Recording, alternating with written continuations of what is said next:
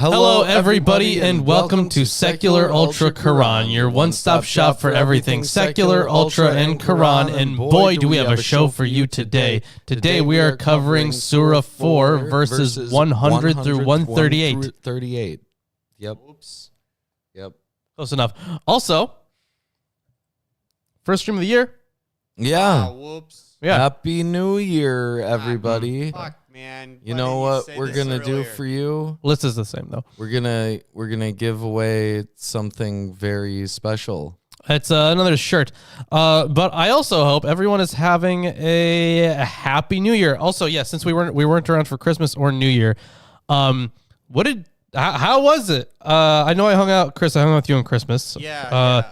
And how was your Christmas? How was your Crinklemas? Well, I went to my family's Hanukkah I'm celebration. sorry, that's awful.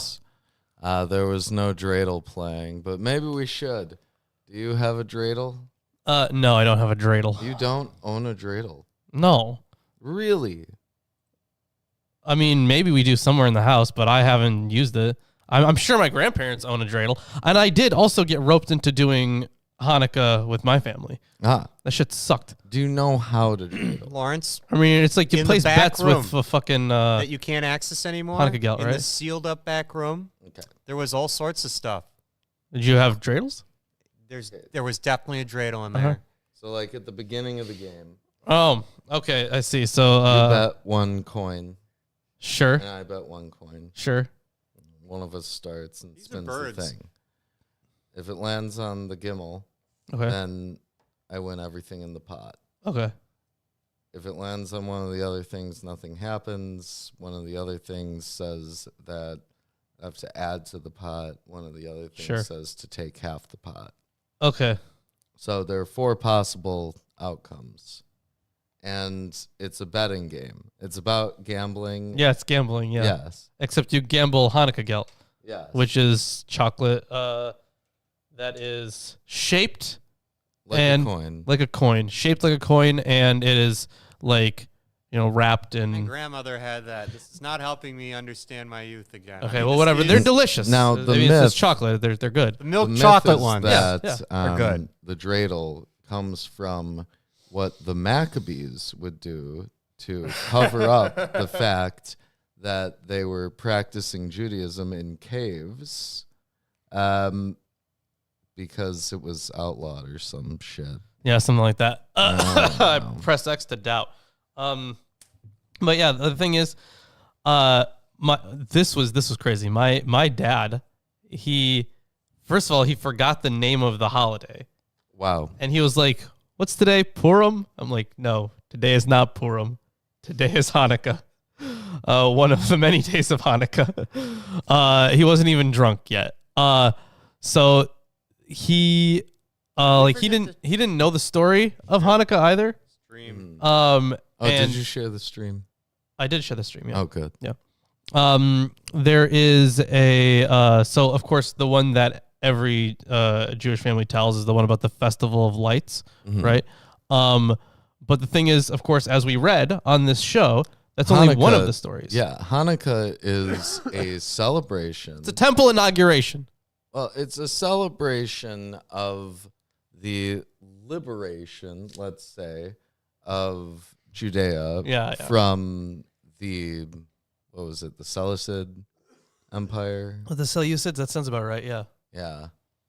Yeah, but the thing is, because we had 2 different accounts of Hanukkah. Yes. One of them was the one where it was like the miracle, right? Mhm. So that's where we get the whole Festival of Lights thing. Yes. Then the other one was just a generic temple inauguration. Right. Yeah. But also the whole Maccabees fighting Hasmonean revolt, Right, yeah. which I think was very influential for the Jesus story, personally.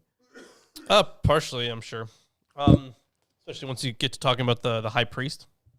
Oh, yeah, and the xenophobia that he Yeah, that shows. too. But anyways, we're on the Quran show, not the Bible show. Right. And I have the Study Quran and the Quran Project Quran, as well as the Penguin Classics Quran. I have. Well, first of all, we have a thematic commentary on the Quran. Indeed. I haven't spun the wheel yet, and Oh, we that's have some right. viewers now. Oh, Yeah, yeah. that's true. Viewers, Let's spin the view wheel. this. We're about to show you something really worth seeing. Wow. It's That was good. a wheel that once spun will give someone a T-shirt. Yeah, here I'll get It's it. actually really magical. So there it is. Spinny wheelie. There it goes. I hear it. Yeah. Oops. That's all good. We usually hear it at the beginning. The orange one. Oh, Wesley's. What's the orange one? I don't know. Here. Our quality is a little bad here on this side. How? Go to. Okay. Yeah, that's say 10. Oh. There Yeah. you go. Well, Congrats. say 10. You're about to get yourself a beautiful T-shirt that you'll be able to wear out and about when you go and do things to birthday parties and weddings and Yeah, that's holiday right. You get a lot of really celebrations, cool stuff. That bar being mitzvahs. the shirt. Yeah, especially bar mitzvahs. Yes. Yeah. Wear it out and about. But anyways, verse 100. Well, hold on. I got to introduce Oh, the yes. books. I have, yeah. Introduce your books. Yeah, so we have the thematic commentary on the Quran from Shaykh Muhammad al-Ghazali. We have Qurans from Abdullah Yusuf Ali, from Maulana Muhammad Ali, and the Quran and the Bible from Gabriel Saeed Reynolds. Yes. And so far, we have talked about quite a few things in this chapter, particularly women's rights and the lack thereof. Oh, yeah. Yes, we have. We have, in fact, talked about that. Yes. And it's all authoritative. Now, I have met Muslims who have argued that the verse pertaining to striking them means to discipline in a vague sense. Discipline in a vague sense? Yeah, and there are alternative translations which do not use the term to strike. But we had two Arabic- other examples before that of discipline in a vague sense, right? So Yeah. this one, I don't know. If it's just another vague discipline, that doesn't seem very helpful. Yeah.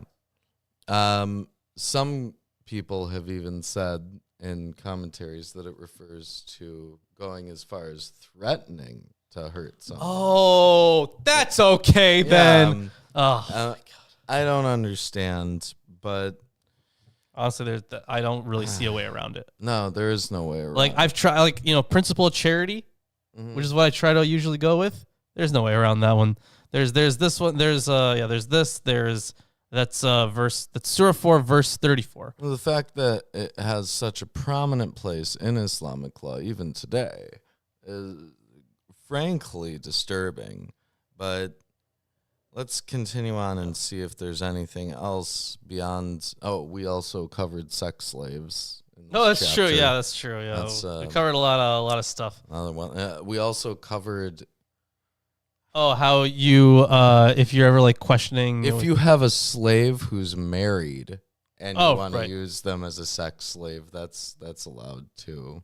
yeah, something like that. There's It was absolutely wild. yeah, and there was like some stuff about like who you do and do not count as a wife too. There was the stuff about like if you there was one legal tradition that said that the marriage is consummated if they've been alone together. Oh, sure. Yeah. That is true. Yeah.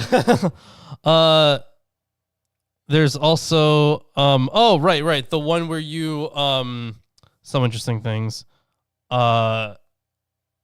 There was the one where like if you leave the faith, like you're allowed to leave it once, but then once you come back, like that's it, you can't leave it again. Much like the shepherd of Hamas. Was it the shepherd? I think so, yes. Because I'm thinking Ignostus the blessed. Ignosis the blessed. He specifically said it. Maybe. Yeah. Yes. Yeah. Ignosis the blessed. Yeah. I'm thinking of that.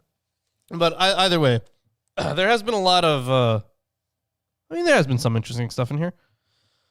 But some of it is a little worse than some other stuff. Yes. Yep. let's continue on. Verse 100. Whoever migrates in the way of God will find upon the earth many a refuge in abundance, and whoever forsakes his home, emigrating unto God and his messenger, and death overtakes him, his reward will fall upon God. God is forgiving, merciful. Oh, yeah.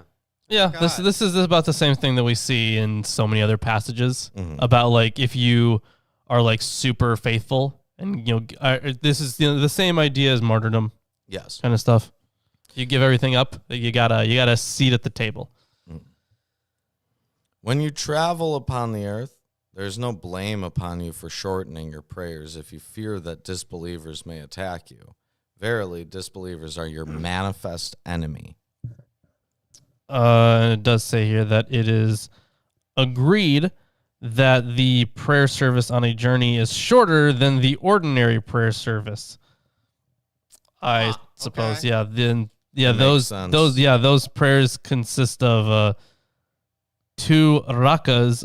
What is this? Rakas fard instead of 4. I don't even know what that means. Well, when you think about it, if you're on a journey in a ritualistic and liturgical yeah, you sense, can't be as ritualistic if you Yeah. don't have like the whole space. Yeah, you can't even really host a full choir without proper Sure, yeah. seating and such.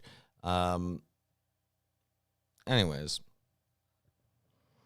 when thou art with them, unbelievers, and leadest them in prayer, I guess not unbelievers, let one group of them stand with thee in prayer, taking their arms with them. When they have performed their prostrations, let them withdraw to the rear, and let another group come that is not prayed, and let them pray with thee, taking precaution and their arms. The disbelievers wish you to be heedless of your arms and your baggage, that they might assault you all at once. There's no blame on you if you lay aside your arms when you're troubled by heavy rain or illness, but take your precaution. Surely God is prepared for the disbelievers a humiliating punishment. So again, more fear of disbelievers attacking them. Yeah, Stop doing that. I've seen that before. Yes, we have. In which case, they are, according to previous verses, justified in attacking back. Sure, yeah. That makes sense if they attack. Mm-hmm. When you have completed the prayer, remember and invoke God, standing, sitting, or lying on your sides. Then, when you're secure, observe proper prayer, for prayer at fixed hours is prescribed for the believers. Wait, can you repeat the first part of... When you have completed the prayer, remember and invoke God, standing, sitting, or lying on your sides. Okay, I gotcha, okay. So The point is that they have prescribed positions and times for doing their prayers. Sure, yeah. Slacken Because not. it just says in here in parentheses, yeah, keep up regular prayer. Well, if you know anything about Islam, you know that Yeah, five daily prayer prayers. like 5 prayer windows. So you have to Well, there's even calls to prayer that happen in public in many in Islamic Muslim places. areas, Yes, yes. that's true. Like you can do it at any point during these periods. At least this is the way it was described to me. But you have these 5 windows of time, each lasting however many hours, where you can pray. So let's see. By kitab manukut, or a timed ordinance, is meant an ordinance regulated as of course, an ordinance. I hate some of these commentators, man. Listen to this. Is meant an ordinance regulated as to time or ordained to be performed at fixed times, which is exactly what they said, but restated. Hours of prayer were therefore fixed by the prophet under divine guidance, and the observance of the hours of prayer is essential part of the due observance of prayer. Now, this isn't something that's unique to Islam either. Well, you want to know why that's really funny that you say that? It is this feature of the Islamic prayer which makes it a unique force in the unification of the human race. Now, hold on. That's great. So- That was so well timed, Ruben. Oh, That okay. was so well timed. Yeah, that's quite ridiculous because if you know anything about Eastern religions, you know about Indian ragas as one example of something where they're even more prescribed because they're like you play specific music at specific times of day, at specific times of year, at specific points in the month. Like they're hyper specific in their religious practice. So I mean, hell yeah, and you mentioned just Eastern religions in general. Buddhists very like you're super serious about it. Yeah, like they have in their monasteries, they do have prescribed times for all these things. They have your entire day lined out for you. Oh, how nice. Now, if they're if you really didn't want to choose what you were doing and you're bored out of your mind, at least, hey, I got stuff to do today. But even assuming that they're just talking about laymen, they're still wrong because in Judaism, you have prescribed prayers at specific times of day. So that's absurd. It's really funny, actually. Yeah. Okay. Slacken not in the pursuit of these people. If you are suffering, verily they suffer even as you suffer. While you hope from God for that for which they do not hope, surely God is knowing, wise. Verily, we have sent down unto thee the book in truth, so that thou mightest judge between men according to what God has shown thee. So be not an advocate for those who betray their trust. Be not one pleading the cause of the dishonest. Mm-hmm. Now, presumably, the book of truth is the Quran. The Quran or the Torah or the Gospel. It depends on what you might interpret it as. Because, like, the thing is, yeah, so I guess it's not really clear if this is talking about the, well, I think it would be the Quran, right? Because they talk about the people of the book a lot. Mm-hmm. But And that's also referred to Jews and Christians. Exactly. So the when it comes to the one that you can use to judge the other, to judge the other ones, I feel like the Quran would be the only one that would make sense. Okay. Although it does say, with a little difference in details, the commentators agree that the occasion of the revelation of these verses was a dispute between a Muslim and a Jew, in which a judgment was given by the prophet against the Muslim. So let's. I'm going to try not to butcher this name. Tama ibn Ubayrak had stolen a coat of mail, and having hidden it at a Jew's, at their house, afterwards accused the Jew of the theft while his tribe supported him. The prophet, notwithstanding the open enmity of the Jews, cleared the Jew of the charge. It was a time when every Muslim hand was sorely needed for the defense of Islam, and a verdict against the man supported by his whole tribe meant the loss of that tribe. But such considerations did not carry any weight with the prophet. Yeah, of course it didn't. But yeah, this is apparently that's a very common view, that this story was in light of a conflict between a Muslim and a Jew. Mm-hmm. All right. And seek forgiveness of God. Surely God is forgiving, merciful, and plead not on behalf of those who betray their own selves. Surely God loves not the one given to treachery and sin. Well, that's interesting because it's in direct contrast to a very famous biblical quote in the New Testament, right? That God loves the whole world so much that he gives up his only son to die. Right? Yeah. So maybe this is a subtle jab at a Christian preacher or something. Well, the thing is, there's also a ton of stuff in not just in the Quran, but in the Bible, which kind of points to like this world being ruled by Satan, right? Mm-hmm. The material world. So I feel like, saying that the stuff here, anyone who has like, too invested in the stuff here, kind of sucks. Yeah.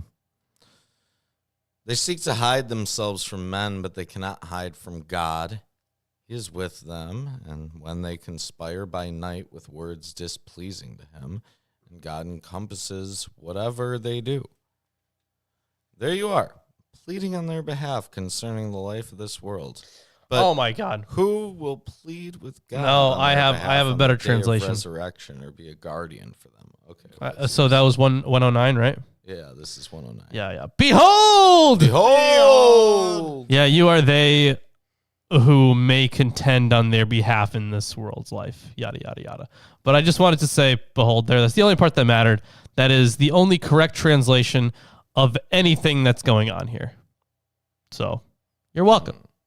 Chicken. So there's a theme here that's going to pop up that I think is reminiscent of some things we covered in, I think, Baruch. Baruch, okay. Um, I remember Baruch being filled with a lot of crazy stuff. So let me continue on here. We're just saying. Oh, and this translation says, aha!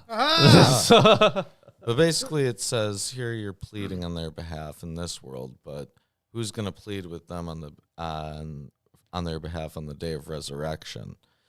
Whosoever does evil or wrongs himself and then seeks forgiveness of God, he will find God forgiving, merciful. And whoever commits a sin commits it only against his own soul. God is knowing, wise. And whoever commits an offense or sin and then casts it upon one who is innocent bears the burden of calumny and a manifest sin. So here's a theme that popped up in some Apocrypha, right? That theme is that you cannot pray on behalf of someone else, right? You can do so with regard to this world, but the only thing that's relevant is what's happening on the day of judgment here. Yes, that part's true. It's the only thing that's relevant. But like, I know that we've had stories, I think even some in the Bible, where someone, prays on someone else's behalf. Yes, which directly contrast with some of the other things that we've seen, which say that you can't, right? There's this idea in Judaism, which was one of the criticisms of Christianity, that only God is capable of forgiving sin. Sure, yeah. Right? So you, as a human, acting on behalf of another human. Well, yeah, I guess you wouldn't be forgiving them in that case. You would just be pleading on their behalf. I forgive you. You what? I forgive you. Right, yeah, the human could forgive you. Mm-hmm. But I mean, yeah, ultimately it would be up to God. I think Muslims believe the same thing, that ultimately it's up to God. Mm-hmm. So like they can say like, oh yes, X, Y, and Z things are like against our religion, but I can't say if you're for sure, like, even if you are doing all those things, or even if you are all those things, you could still go to heaven because it's all up to God. Mm-hmm. So they still say like, yeah, totally possible. Mm-hmm. But you can't like determine that on someone's behalf. No, you can't. Which I don't know actually what the afterlife is for Muslims, because in Judaism it's very clearly just waiting until the day of resurrection, Joel. And in Christianity there's vagueness, but still hell in some way. The thing is, they all believe in like that day of judgment, where there will be like a new heaven, new earth type of thing. But do Muslims believe in an interim period in which they have a disembodied soul that is located in some kind of heavenly locale? Well, or I know that all post day of judgment. Well, I know that they believe that all humans started as like angels, all as Muslim angels, by the way. Okay. So like my soul was initially, when it was born, it was a Muslim angel. Whoa! Yeah. What happened? You've changed so much. It changed a lot, definitely. What gamete? Right. Yeah. And then they believe that like once you become an angel, like at that, like you don't have free will, but for some reason you're still given the choice, even though you don't have free will, to become a human. And if you pass the test of being human, and then being faithful and all this stuff, then you will be, when you die, once again an angel, but this time you will also have free will. Yeah. Oh, how nice! Thank But you. the thing is, why even give you the choice if you don't have free will? But whatever. All right. I think it's free will. I think that's the part. But. Let's continue on. You can't play on their behalf on the day of judgment. Day of resurrection. Whosoever commits an offense or sin and casts it upon one who's innocent bears the burden of calumny and manifest sin. Were it not for God's bounty toward thee and his mercy, a party of them would have plotted to lead thee astray, but they lead astray only their own souls, and they can do thee no harm in the least. Yeah, they ruin only themselves. Mm-hmm. God has sent down unto thee the book and wisdom, and has taught thee what thou knowest not. God's bounty toward thee is great indeed. So, it's interesting that like God here is like the one keeping these wicked ones, I guess, at bay. The book and wisdom are paired in various places in the Quran. Oh, sure, yeah. There is no good in most of their secret converse, save for him who enjoins charity or kindness or reconciliation between men. And whosoever does that, seeking God's good pleasure, we shall grant him a great reward. So anyone who does that, even non-believers, that's included. Was it? Presumably. Oh, yeah. So, yeah, there's no good in most of their secret councils. Mm-hmm. Oh, yeah. So, some people do Like good. the Freemasons Right. have their secret councils. Yeah, that is true. I have heard that from a lot of conspiracy theorists. Yeah. No, I mean, they're literally an organization. I mean, I know they are an That organization, but it's more like a fucking club, Yeah. like a boys club. What I've been told is that they're not even allowed to talk about politics or religion at Really? meetings. That's quite. Yeah. I feel like that was in response to people Probably. continually saying that that's all that they're about. Yeah, probably. Like, I know it's a real organization, but they're just like You know, we're not Chilling. allowed to be members. Nice. okay. Yeah, there's one requirement to be a Freemason. What's that? You have to believe in God. That makes sense. It doesn't matter which God. Oh, No, any God. Just Really? As long as it's Any a God? higher power. wow. Okay. All right. But you have to believe in God. And because we don't, we can never be Freemasons. What if we try to infiltrate it? Ooh, maybe they'd find out. Maybe they like have Like, what would they do? I don't know. Kick us out, sure, but like They do. anything like that matters? They can make us disappear, I'm sure. Oh, they go. Maybe, yeah. We'll see what happens there. spooky. Have you ever seen a Freemason lodge? I've seen that I think I've seen like a couple like online. Aren't they like Big if and you've ever fancy? driven past one, they're like a big building, but no one's ever there. Sure, yeah. There's like usually no one there. Yeah. It seems pretty empty. Maybe like a car or two in the parking lot. Mhm. Anyways, let's continue on. But whosoever opposes the messenger after guidance has been made clear to him and follows a way other than that of the believers, we shall leave him on the path he has taken, and we shall cause him to burn in hell. Yeah. What an evil journey's end. Okay, well, there's an answer to your question from before about what about afterlife stuff. Mhm. Although I But do. is that after the day of resurrection or prior to? No, it seems like it's prior to. It seems like it, but Could be both. it isn't explicit. Yeah, that's true. Okay, let me see. If there's any commentary in here about it. Yeah, it doesn't say anything in any of my commentary on it. No. Truly, God forgives not that any partner be ascribed unto him, but he forgives what is less than that for whomsoever he will.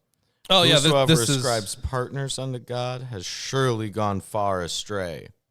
Yeah, so I remember when we covered this, the whole partners of God stuff. Okay, actually write this down. This is Surah 4, verse 116. Because here we have an explicit statement of the unforgivable sin in Islam, which is definitively different. Well, yeah, he says, yeah, surely does not, so he doesn't forgive setting up partners with him. Yeah, so this is, I think that with this section, it would imply idolatry because of what comes after. But is that inclusive of Trinitarianism? That's a good question. Probably. I'm going to guess yes. But I am looking, because I did have this written down, because it was interesting to me. So I am trying to find, oh, yeah. So this is, let's see, arguments over Jesus' divinity and other gods. It looks like, yeah, I guess that would be the only section here. So I am going to write it down. Does Reynolds have anything to say? Yes, but I'll add it after we read the next verse. Okay. But right now it's just no. I wrote down 4Q, but that's Qumran. Not Quran. So, all right. So what was that? 116? Yeah. All right. They call upon only females in his stead. Right. They call upon none but a defiant Satan. Yeah, they invoke none but females beside him and invoke none but some for but some for Satan. So let me give you some deets on this, unless you have some deets. I do have some deets on it, yeah. So let's see. These verses illustrate the theological concern at the heart of the Quran's message. The greatest sin is to belittle God. Any offense against humans, even murder, can be forgiven, but the offense against God of belittling his sovereignty, the offense against God of belittling his sovereignty cannot. Verse 117 alludes to one example of such an insult, the description of certain angels as daughters of God. Okay, so I guess that... Oh, okay. Yeah, let me give you some deets on that. Yeah, hold on. Yeah, so there's more on this. So in other surahs, so there's Surah 6, verse 100, Surah 16, Surah 17, and he does have more commentary on this later. So go ahead and... So females here likely refers to the three female deities worshipped by the pagan Meccans, Al-Lat, Al-Uzza, and Manat. Oh, yeah, they're all female deities. They are mentioned by name in 53:19 through 20, and to whom the pagan Meccans believed to be the daughters of Allah. Other Meccan deities were also female, and the verse may reference them as well. One minority opinion considers... Look, Matthew and Chrissy are just been lurking this whole time. Well, it actually looks like Matthew got here late. Oh, well, welcome, Matthew. Welcome, And Matthew and you Chrissy. can speak up as much as you want in the chat. Yeah, go ahead. Be loud and disruptive. Anyways, one minority opinion considers females to be a reference to angels that the Meccans name with female names in 53:27, who were also considered by Meccans to be the daughters of Allah. The female character of these idols, deities, and angels referenced explicitly here and in the passages in Surah 53 was for some medieval commentators a particular reason to belittle these idolatrous practices. A number of commentators considered the female to be lowlier and closer to matter than the male, making the Meccan worship of the female idols even worthier of ridicule in their eyes. So just explicit, like, they don't like women. Well, sure, yeah. It is, because it is weird that they're picking that one out. If it was, like, we have had some condemnation of just idol worship, but this is, like, specifically female idols. Mm-hmm. Yeah. And I do want to point out that there was also this incitement against idolatry in the it was in Deuteronomy, right? So it's not just the because like the unforgivable sin was just blasphemy in general in the New Testament, but here it is ascribing a partner unto God. Yeah, this is any kind of So I guess the idea of a partner of God would be any other gods. A descendant, perhaps. Descendants, right? Because you said that these were sometimes thought to be the daughters of Allah. So obviously this would be inclusive of any kind of Trinitarian or like. Sure, yeah. Yeah. Yeah, so I think it would, you're right. It probably would include the Trinity. Yeah. A defiant Satan, whom God has cursed, who said, assuredly, I shall take of thy servants an appointed share, and surely I shall lead them astray and arouse desires in them. I shall command them, and they will slit the ears of cattle. I shall command them, and they will alter God's creation. Whosoever takes Satan as a protector apart from God has surely suffered a manifest loss. Well, and let me see some of the stuff about the slitting the ears of cattle. Certainly I will lead them astray and excite them in vain desires and bid them so that they will slit the ears of cattle. Let's see, 119. The practice of slitting or cutting off the ear of certain animals was a prevalent form of polytheism in Arabia. For such an animal was looked upon as devoted to certain idols. Okay. I guess I could see that. I mean, we have, if we're talking about like a cow, right? That would be holy in Hinduism. Yeah. And let's see what these other guys have to say about it. Let's see, was it 119? Yeah, 119. It's just one of the instances of the superstitions to which men become slaves when they run after false gods. Astrology, magic, and vain beliefs in things that do not exist lead men away from the one true God.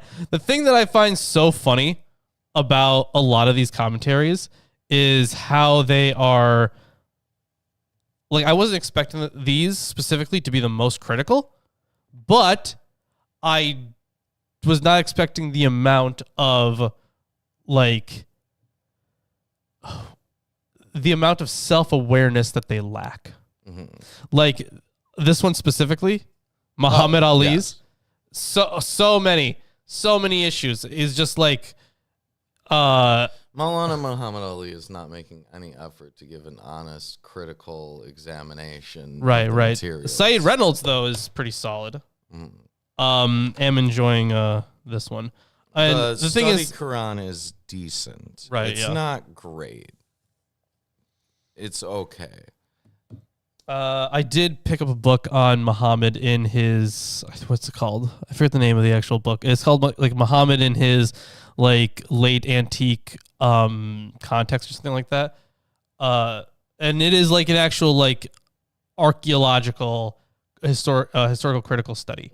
So it's not like, any of these books. Like it's an actual like actual like religious scholarship. Okay. Like the kind that I actually do, that I actually enjoy. Actually. Right. No, the reason I'm so surprised is because it's hard to find that stuff for anything relative to Islam. It is.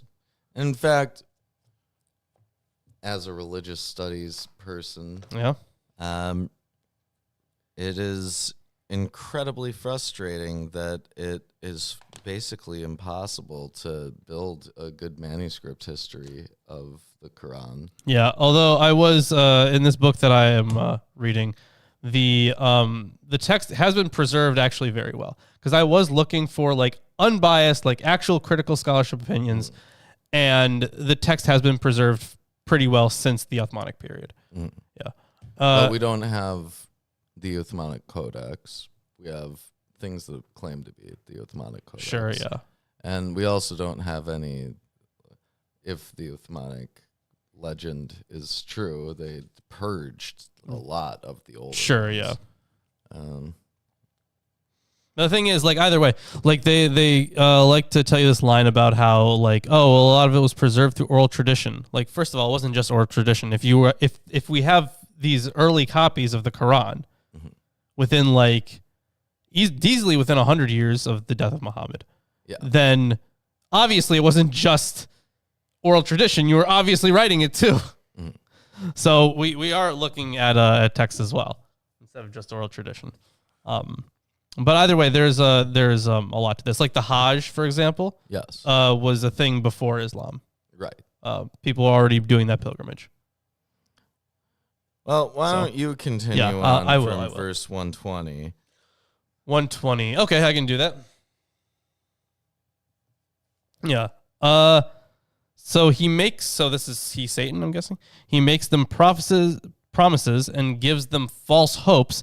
Yet Satan does not promise them anything but delusion. Mm-hmm. The refuge of such shall be hell, and they will not find any escape from it.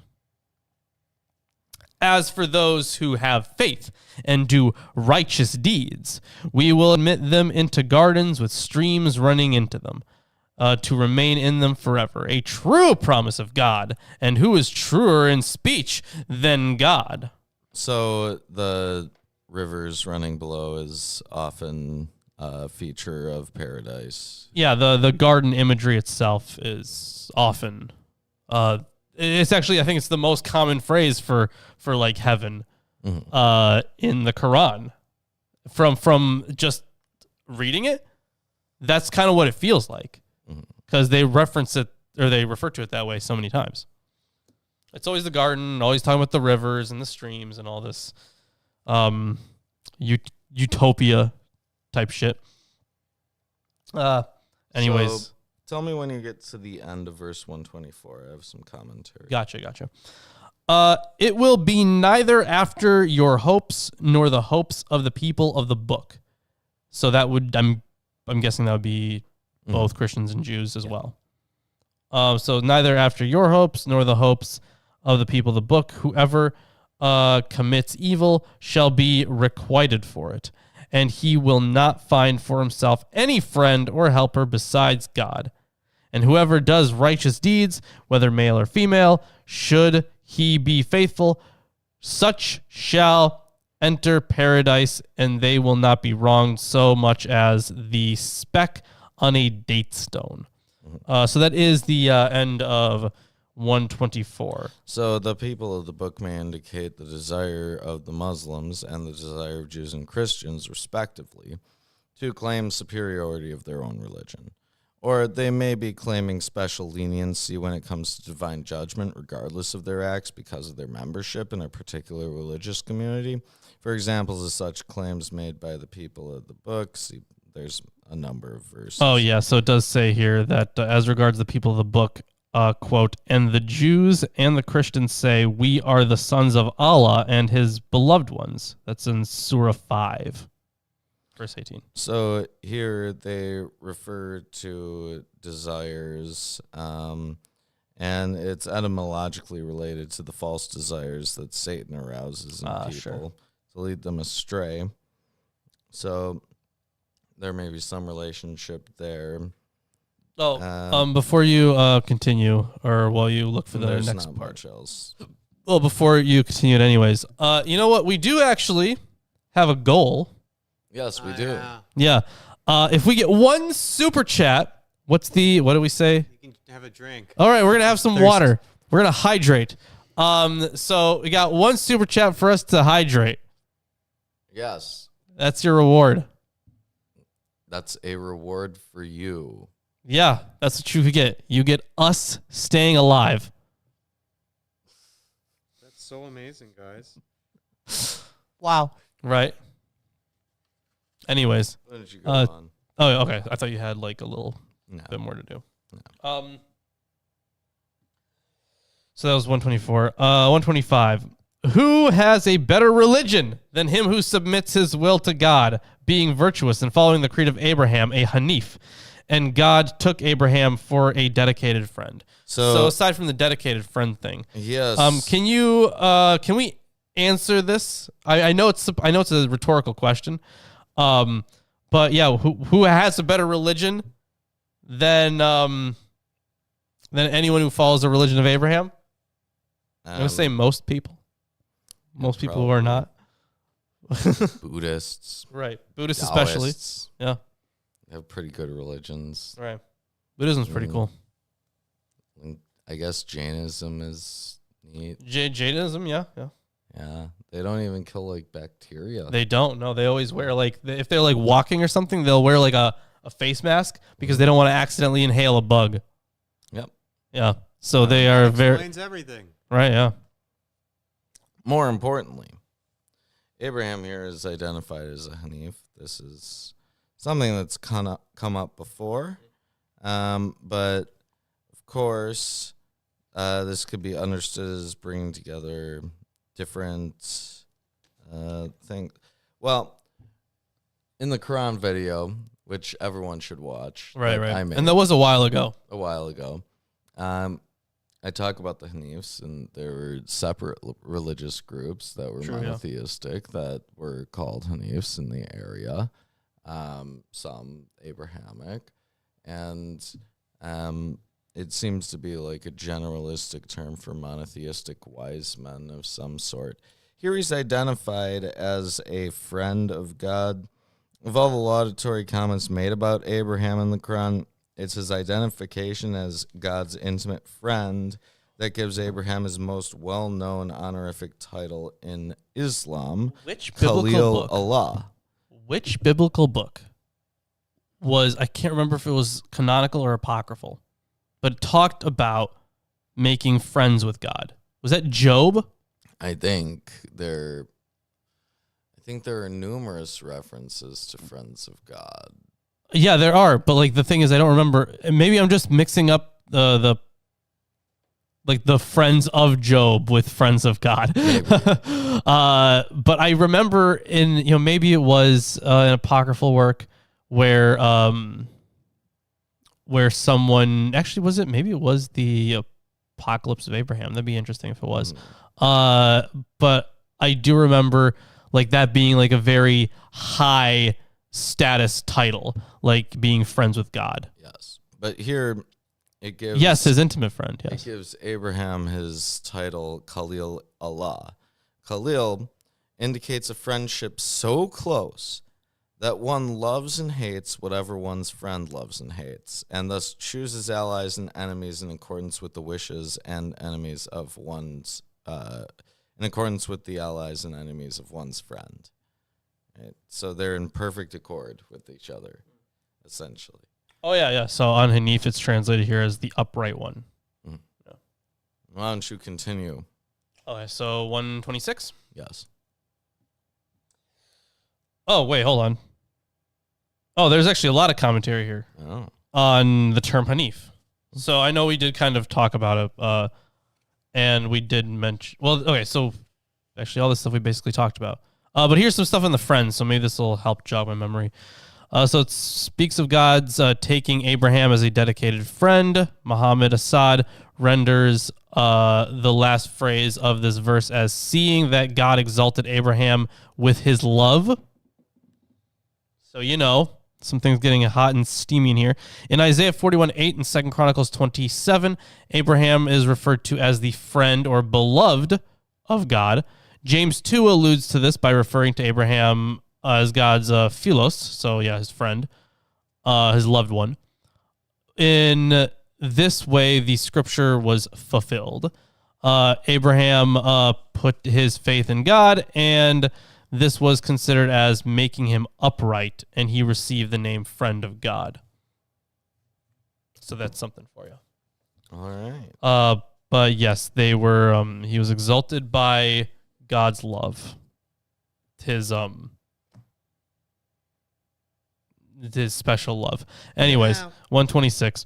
To God belongs whatever is in the heavens and whatever is on the earth, and God encompasses all things. Encompasses translates kana muhit, the active participle Participle, is of the divine names, and on its own is often translated all-encompassing. In the Quran, the divine name muhit is usually mentioned in connection with a rebuke or a threat to the disbelievers or hypocrites, although when it's invoked by Muslims, as with other divine names, it does not pertain necessarily to divine rebuke. Here it's used in a more universal and metaphysical sense. God encompasses all things. this verse closely closes the previous discussions of belief, hypocrisy, and idolatry, and initiates a brief return in the next 4 verses to a discussion of marital issues. Yeah, so we're back on talking about women in the Quran. Yes, we are back. So it does say here as the title, equitable dealings with orphans and women. But you know what? That remains to be seen. So 127. They seek your ruling concerning women. Say, God gives you a ruling concerning them and what is announced to you in the book concerning girl orphans, whom you do not give what has been prescribed for them. So I'm guessing this was this would have been written later, right? If they already have like a book they're referring to, or this is if the book here refers to the Quran, then this I'm guessing would be refers to giving a bridal payment to an orphan girl. Sure, okay. Keep going. But I was still saying like this would have been a late revelation, right? Because like if they're already saying, "Hey, your book doesn't say anything about this," that would already assume that there was like a good chunk of it around. Yeah. Whom you do not give what has been prescribed for them, and yet you desire to marry them. And about the weak among children, that you should maintain the orphans, the justice, and whatever good you do. Indeed, God knows it well. Okay, so I'm going to point something out. These orphans are clearly outlined as children, explicitly called children. Right. And it condones marrying them. Thank you. Dehydrate. Sumami. Yeah, thank you. Very much appreciated. Oh, jeez. And you know what? I'm going to go dehydrate. I'll be back in 2 minutes. Oh, okay. So clearly this is advocating for child marriage. There's just no way around that because it's saying that you have to give a bridal payment to an orphan girl who is a child explicitly. Oh yeah, it would have to be because the next section talks about it says that you should it's and then about the weak forward. Among the weak among children, that you should maintain the orphans with justice, and whatever you do, because it does equate the children with the orphans, so the girl orphans. Yes, the part of the verse thus precludes both ways of mistreating orphan girls, marrying them off without giving them their rightful bridal payment. Also, another 199 from Sumami. Yes, thank you, Sumami. Didn't mean with your bing banger. Okay, gotcha. Oh, golly. What? Well, you know what? Too late. Let's continue. Indeed. So, yeah, this is explicitly about marrying children. Yeah, it is. I'll go on to, let's see. Hold on. That was 127. And it doesn't really... Oh, wait. There's actually quite a bit on this. There's almost a consensus of opinion on this point. Oh shit, I can't. Okay, so the phrase "orphans of women," also women having no husbands or widows. The doing of good to women and orphans is stressed in the Holy Quran again and again. Yeah, okay. I'm just trying to get to something actually useful. You know what? It doesn't say much. No. There's the same stuff about helping widows and orphans, but this isn't about necessarily widows and orphans. No, this is about trying to marry an orphan child girl. Why don't you continue on? So 128.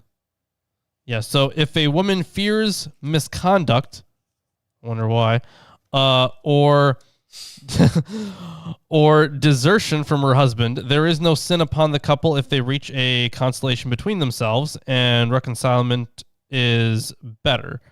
The souls are prone to greed, but if you are virtuous and God-wary, God is indeed well aware of what you do. So it does, again, give you the option of a divorce. Now, that is something that is, I guess, but they prefer not to. Right, yeah.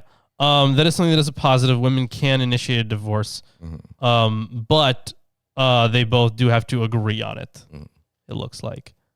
Because then there's the part in, verse 34 in the surah where it's it could just get really bad. Yes, it can. So yeah, that was 128. So 129. You will not be able to be fair between wives, even if you are eager to do so. Yet do not turn away from one altogether, leaving her as if in a suspense. But if you are conciliatory and God-wary, God is indeed all forgiving, all merciful. Well, if you're just going to outright admit that it's impossible for you to be fair between multiple wives, then why would you condone having multiple wives in the first place? Right, yeah. If you're just going to say, well, like, hey, you might fail at this. It's saying you will fail at this. Like, it's oh, yeah, that's not, true. Yeah, it is. Like, you cannot do it. Yeah, right? you will not be able to fair them, even if you're eager to. Yeah. Yeah. I guess we'll continue on then. But if they separate, God will suffice each of them out of his bounty, and God is all bounteous, all wise. So I guess the woman at least gets something if they split up. Yep. All right. Vaguely, yeah. We're going to 138, right? Mm-hmm. So 131. To God belongs whatever is in the heavens and whatever is on earth. We have certainly enjoined those who were given the book before you. Okay, we'll talk about that. And you, that you should be wary of God, but if you are faithless, you should know that to God belongs whatever is in the heavens and whatever is on the earth, and God is all sufficient, all laudable. Right, those who were given the book before you as right. Jews and Christians. Right, yeah. Which is, so it's not just the people of the book. The book means something else. Yes. It's not the Torah. It's not the Bible. And it's not the Quran. It's the message. The message. Yeah, that's the book. And I feel like that's really the only way to...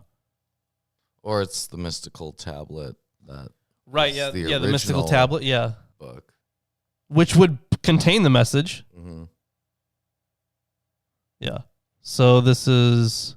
What was that? That was verse 131? Okay.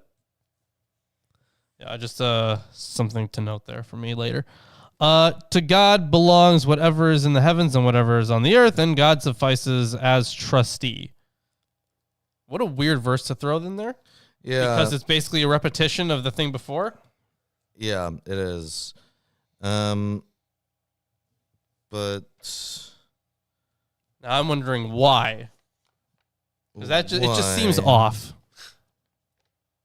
Because whenever we... there's another repetition, apparently. Oh, is there? Yeah. Like one that we've already covered today, or not yet? And to God belongs whatever's in the heavens and the earth. 131. Oh, it looks like this is supposed to refer to the next verse. Happens twice, and then it happens again in 132. It might be a poetic theme that it repeats multiple times. Maybe, but the repetition stuff, it usually happens like throughout it, not like one after the other. Is at least what I've noticed. Like it will repeat itself, but like it's gonna take like, oh, here's a section on women and like some common refrain. The commentary says that it's supposed to be emphasizing the importance of the message there. Okay, co-parter. I will. Thank you. Finally, God, someone's coping in here. So 133. If he wishes, he will take you away, O mankind, and bring others into your place. God has the power to do that. So he's threatening them. Okay. Yeah. Yep. Whoever He can desires. pod people you. See what? He can replace you. Yeah. Just get rid of you and replace you. He could. All right. Yeah. Mhm. That would be That great. was in his power set. I knew he could do whatever he wanted, but I guess Right. Yeah. At least these guys are explicit didn't know about he it. was threatening that. And there's no justice. He just does whatever he wants. Yep. Right. Yeah. Well, this is comes off as a threat. Nice soul. There would be a shame if something happened to it. This is actually exactly that. I don't know what I said. Basically, this is exactly that. This is that. Yeah. This is Dillahunty's mafia boss analogy. Very good. Yeah. So 134. Whoever desires the reward of this world should know that with God is the reward of this world and the hereafter. And God is all hearing, all seeing. O you who have faith, be maintainers of justice and honest witnesses for the sake of God, even if it should be against yourselves or your parents and near relatives, and whether it be someone rich or poor, for God has a greater right over them. So do not follow your desires, lest you should be unfair. And if you distort the testimony or disregard it, God is indeed well aware of what you do. So I said before that justice doesn't matter here, but the other position is that establishing and upholding justice in society is a key concern of the Quran. God establishes justice by setting the balance within creation itself. Yeah, so even here they say in this translation, for justice as witnesses to God, even as against yourselves or your parents. So like this is like justice, or being just is like the highest state. Yes. You're witness to. So it's all about justice. He judges people with justice. You're commanded to judge people with justice. Justice. So justice is a theme that pops up, but it's also that he can do whatever he wants. Dude, look at the fucking copium in here. I swear. But Islamic justice is something higher than the formal justice of Roman law or any other human law. It is even more penetrative than the subtler justice in the speculations of the Greek philosophers. Look, my original character It can searches beat the out shit out of the yours. innermost motives, because we are to act as in the presence of God, to whom all things acts and motives are known. So this is just like a moral. It's justice and greater justice because it's our justice, which is a better justice. Right, yeah. No true justice. Mm. But yeah, talk about copium. So yeah, because those legal codes that they're comparing it to, when they do compare it to legal codes, like this would be like a moral code that they're going for. That this justice is moral. This is the moral standard, which would be closer aligned to Greek philosophy when talking about morality and what's just. Hell, even fucking Kant and all those other idiots you read. I'm not a big Kant fan. Right, yeah.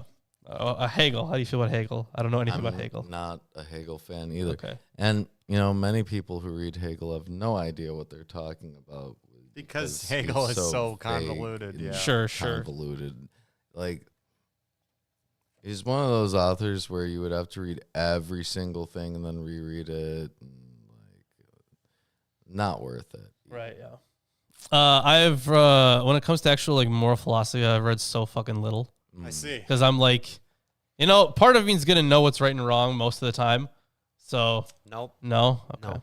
Mm-hmm. I mean, can at present this an point in my unlimited life. amount of moral dilemmas that you would have no idea what to do. You're right, but what are the likelihood that I'll be in those? You're gonna be in those. That's what's Okay, gonna happen. okay. We're not just hypothecating. We're gonna set these things up. Oh, you're setting them up, right? Yeah. Okay. It's gonna be like Saw. You remember that movie? Yeah. All right. Yeah. Unlikely, but if you set it up, Yeah, then it's gonna happen. I'm gonna have to make a lot of moral decisions. Mm-hmm. So I'm gonna continue on here. Okay. So Or no, I'm kidding. We're not playing Saw. 136. Mm-hmm. Yeah, let's look 136. Oh, you who have faith, have faith in God and his apostle and the book that he has sent down to his apostle and the book he had sent down earlier. So this would be the message. Right. This is not just the Quran, but when it talks about the book he sent down earlier, this would be all the other stuff. But it refers to scripture used as a collective noun.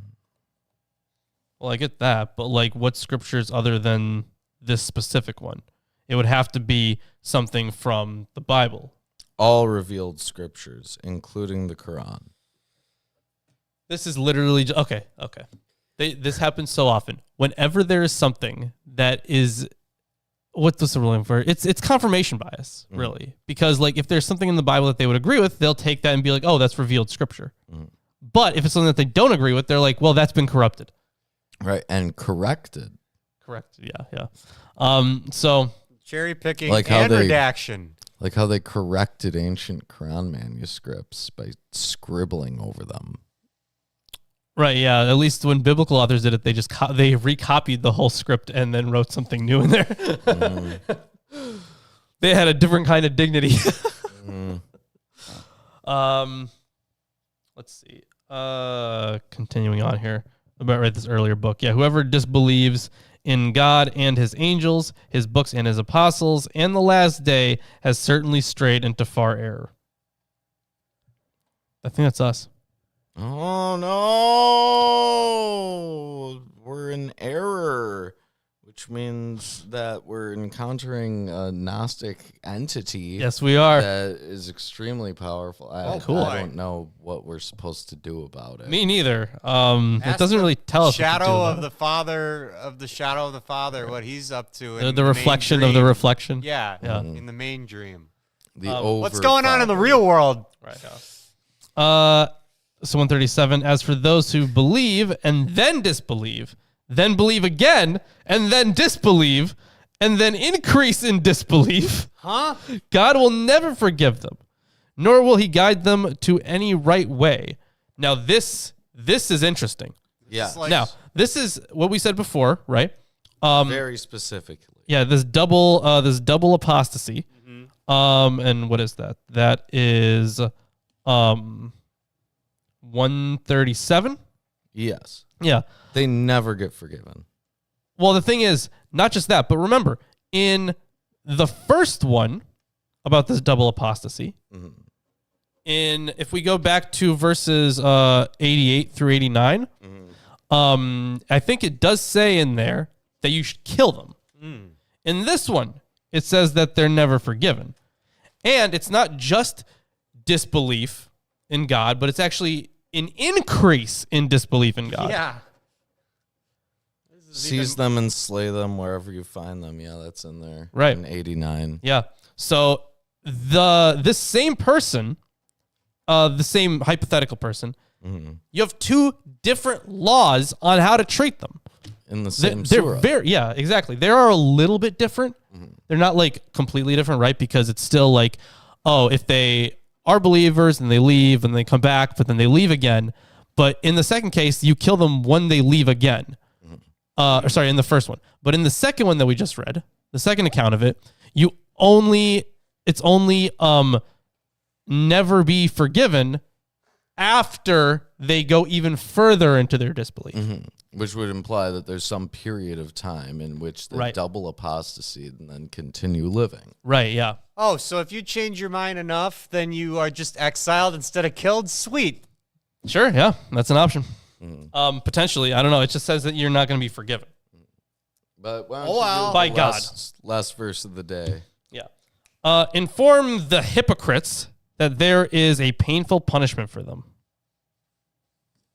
So, Thank you. next time, you. I think we're probably going to be finishing Yeah. this surah. We will be, yeah.